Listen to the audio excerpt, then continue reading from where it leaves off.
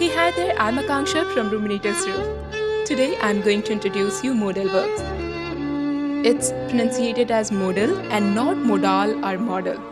I'm going to tell you the rules, when to use them, and how to use these modal verbs properly so that you can avoid making the most common mistakes. Okay, so this video is going to be very important for those who are going to give their board examination next year. Okay, so we'll talk this topic in two parts. In first part, we'll talk about 6 modal verbs. These are should, must, ought to, dare, used to, and need. And the rest of the modal verb we'll talk in the part second. So let's get started. Modals are the auxiliary verbs which expresses the mood of speaker. You know, ये speaker का mood बताता है कि speaker necessity के बारे में बात कर रहा है, obligation के बारे में, या probability के बारे में, या possibility के बारे में. ठीक है. First modal we have is should. Okay. Should हम बात करते हैं तब जब sentence में चाहिए का sense आए. You know, the first rule we have is duty या ऑब्लिगेशन का कॉन्टेक्स्ट जब आता है सेंटेंस में तो हम शुड का यूज़ करते हैं. ठीक है. ड्यूटी या ऑब्लिगेशन यानी कि कर्तव्य का जब कॉन्टेक्स्ट आए हमारे सेंटेंस में तो हम शुड का यूज़ करते हैं. For example, you should pay bills on time. आपको बिल्स को वक्त पे करना चाहिए. नॉर्मल शुड के लिए हम शुड यूज़ करेंगे. यहाँ पे ड्यूटी और ऑब्लिगेशन की बात कर रहे हैं. ठीक है. ओके. शुड का दूसरा रूल ये कहता है कि जब सेंटेंस में प्रेजेंट एक्सपेक्टेशन की बात हो रही हो उस जगह भी हम शुड का यूज़ करेंगे. जैसे कि the guest should be here सून.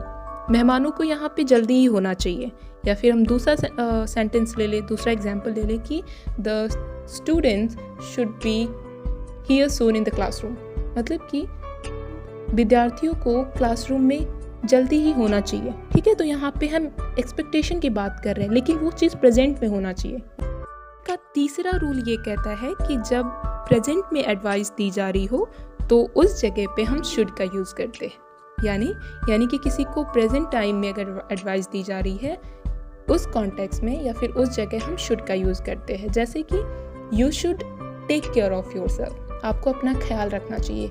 कोई दोस्त है अपने दोस्त से बोल रहा है कि आपको अपना ख्याल रखना चाहिए. यानी कि वो प्रेजेंट में बात कर रहा है, आमने सामने बात कर रहा है, यानी कि उसी वक्त उसी दरमियान बात कर रहा है तो हम वहाँ पे शुड का यूज़ करेंगे. ठीक है. प्रेजेंट एडवाइस के कॉन्टेक्स्ट में हम शुड का यूज़ करते हैं. ओके. सो नेक्स्ट हम पढ़ेंगे यूज़ ऑफ मस्ट. पहले मैं बता दूँ कि मस्ट जो है शुड का स्ट्रॉन्ग फॉर्म होता है. ठीक है. शुड का मतलब होता है कि मुझे पेन चाहिए. ठीक है. अगर मुझे पेन चाहिए ही चाहिए मतलब मुझे चाहिए बहुत ज़्यादा, मैं जोर दे के बोल रही हूँ कि मुझे चाहिए, बहुत ज़रूरी है, यानी कंपल्शन दिखा रही हूँ तो वहाँ पे मस्ट लगेगा. ठीक है. यानी बहुत ज़्यादा ज़रूरी है, कंपल्शन होना ही होना चाहिए, उस कॉन्टेक्स्ट में मस्ट लगेगा. ओके. दूसरा एग्जांपल लेते हैं. मान लीजिए कि आपके किचन से आवाज़ें आ रही हैं. आप बोलते हैं देयर शुड बी समवन. आप नॉर्मल बोल रहे हैं, आप श्योर नहीं हैं तो इसलिए आप बोलेंगे should, there should be someone. लेकिन जब आप बोल रहे हैं देयर मस्ट बी समवन यानी कि आप श्योर हैं, आप 100% श्योर हैं कि यहाँ पे कोई होगा ही होगा. हवा से तो आएगी नहीं, खुद ब खुद तो गिरेगी नहीं बर्तन, आवाज़ करेगा नहीं. ठीक. मस्ट के रूल नंबर फर्स्ट के अकॉर्डिंग सेंटेंस में जब हमें दर्शाना हो क्या, कंपल्शन, ड्यूटी, जिम्मेदारी, ऑब्लिगेशन यानी कि कर्तव्य, नेसेसिटी यानी कि ज़रूरत, सर्टेनिटी यानी कि मतलब 100% अश्योरिटी और स्ट्रॉन्ग पॉसिबिलिटी, ये सारी चीज़ें दर्शानी हो तो हम मस्ट का यूज़ करेंगे. एक और इम्पॉर्टेंट नोट है जो कि ये शुड का स्ट्रॉन्ग फॉर्म होता है. मस्ट शुड का स्ट्रॉन्ग फॉर्म होता है. ठीक है. यानी कि शुड 70% चाहिए और मस्ट यानी कि चाहिए ही चाहिए यानी कि 100% चाहिए के कॉन्टेक्स्ट में यूज़ करते हैं. Alright. For example, you must take precautions according to the doctor. ठीक है. यहाँ पे एडवाइस दी जा रही है कि आपको डॉक्टर के कहे अनुसार ही प्रिकॉशंस लेनी चाहिए. Next example is you must be honest towards your friends. ठीक है. यहाँ पे ड्यूटी दिखा रहा है तो यहाँ पे भी मस्ट लगेगा. मस्ट का दूसरा रूल ये कहता है कि मस्ट का यूज़ ऑर्डर यानी कि आदेश देने के लिए भी होता है. For example, you must go and arrest the most wanted criminal. आपको जाना होगा और क्रिमिनल को पकड़ के लाना होगा. यहाँ पे आदेश दिया जा रहा है तो मस्ट का यूज़ करेंगे. Second one is all the student must write their roll number on the question paper. यहाँ पे भी ऑर्डर दिया जा रहा है कि आपको क्वेश्चन पेपर पे रोल नंबर लिखना ही होगा वरना आपको क्वेश्चन पेपर आगे प्रोसीड नहीं करने दिया जाएगा. We have the next modal which is ought to. ought to का भी मतलब हिंदी में चाहिए ही होता है लेकिन ought to का प्रयोग हम तब करते हैं जब सेंटेंस में मोरल ऑब्लिगेशन यानी कि नैतिक बाध्यताएं और ड्यूटी यानी कि कर्तव्य का कॉन्टेक्स्ट आए. ठीक है. अब आप बोलेंगे ड्यूटी यानी कर्तव्य तो मस्ट में भी था, तो यहाँ पे ये डिफरेंस है कि ये ड्यूटी मोरल वैल्यूज़ में आ जाता है। जैसे कि कुछ बेसिक्स कर्तव्य हैं, बेसिक ड्यूटी होते हैं आपके परिवार के प्रति, समाज के प्रति, नेचर के प्रति, जो आपका नैतिक कर्तव्य है, मोरल ऑब्लिगेशन है, उस कॉन्टेक्स्ट में हम ought to लगाएंगे, अदरवाइज हम मस्ट लगाएंगे। ठीक है, जब मोरल वैल्यूज़ के बारे में बात करें तो हम ought to लगाएंगे, याद रखिएगा। ठीक है, यानी कि मोरल ऑब्लिगेशन और ड्यूटी की बात करें। First example is we ought to obey our parents। हमें हमारे पेरेंट्स के बातों को मानना चाहिए, रेस्पेक्ट करनी चाहिए। यहाँ पे मोरल वैल्यूज़ के बारे में बात करें, ought to लगाया। ठीक है, you ought to help those who are in need and trouble, यहाँ पे भी मोरल वैल्यूज ought to लगा दिया। ठीक है, ये वाला बड़ा ध्यान से पढ़िएगा क्योंकि ये बड़ा इंपॉर्टेंट है। ought to का यूज़ हम एडवाइस के लिए भी करते हैं। ठीक है, एडवाइस के लिए भी हम ought to का यूज़ करते हैं। For example, everyone ought to watch Dil Bechara because it has some motivation.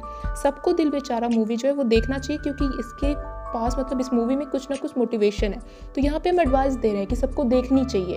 ठीक है, एडवाइस दे रहे हैं। Next one is you ought to be honest in dealing with your customers. आपको अपने कस्टमर्स डील करने में ऑनेस्ट होना चाहिए, यहाँ पे भी एडवाइस दे रहे हैं। ठीक है, तो एडवाइस का जब कॉन्टेक्स्ट आए सेंटेंस में तो भी हम ought to का यूज़।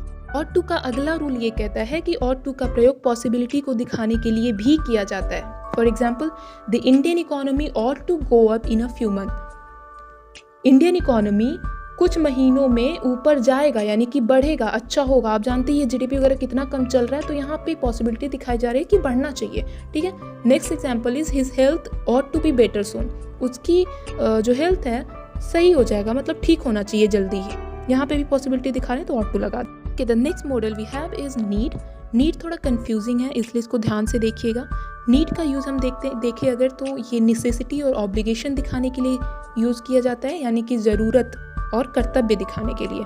ठीक है, नीड का यूज़ हम मेन वर्ब और हेल्पिंग वर्ब दोनों की तरह करते हैं, यही पे कंफ्यूजन होता है। मेन वर्ब यानी कि इज एम आर की जगह भी करते हैं, और हेल्पिंग वर्ब यानी कि आप जानते हैं जैसे डूइंग, रनिंग, इसकी जगह भी नीड का हम यूज़ करते हैं। ठीक है, हेल्पिंग वर्ब की जगह भी। ऑलराइट, सो कि नीड का हम प्रयोग मेन वर्ब और हेल्पिंग वर्ब की तरह भी करते हैं।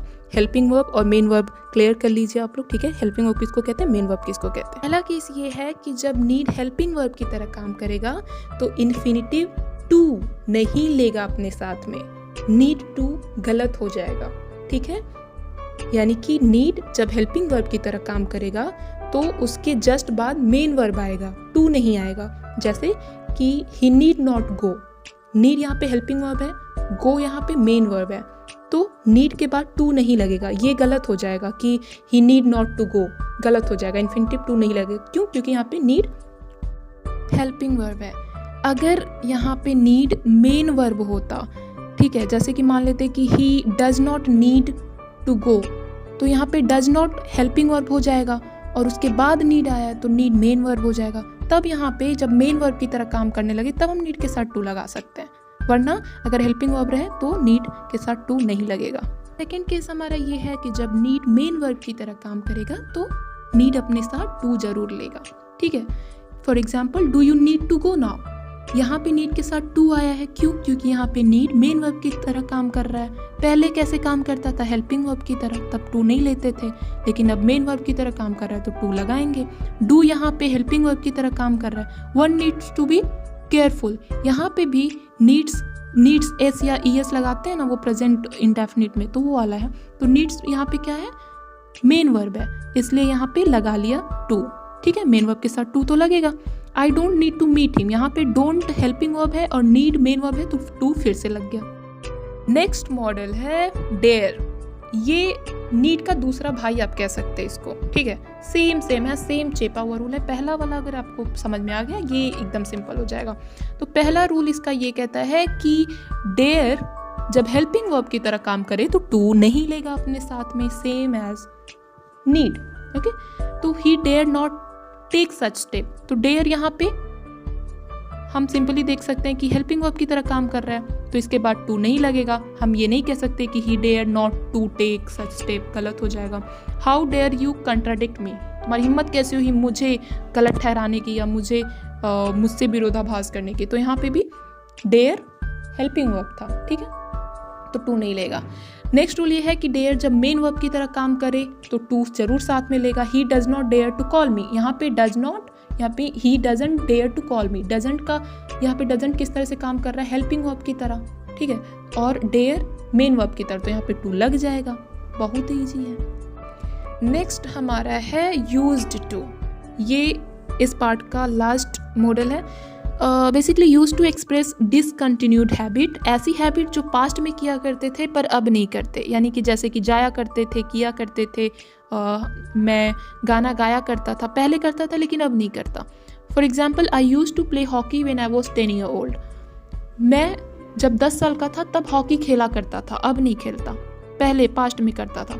Second is I use to live there when I was a child, कोई बच्चा आता है अपने होम टाउन बड़े दिन बाद तो बोलता है कि मैं पहले वहाँ पे रहा करता था, अब नहीं रहता, जब बच्चा था वो, ठीक है, I use to live there. Next है I am use to helping poor, जब एम आ जाए ना और उसके बाद यूज टू आए तो फिर हेल्पिंग वर्ब, तो जो मेन वर्ब है वो ING फॉर्म में हो जाता है, जैसे यहाँ पे हेल्प की जगह हेल्पिंग हो गया, I am use to helping poor, ठीक है। Hope you find this video very helpful and if it is so, please subscribe, like and share because we need to cross 100. Share as much as you can and do watch the next part of this video because it will be really amazing, trust me. That video is more important than this one. Okay, share and give us your love.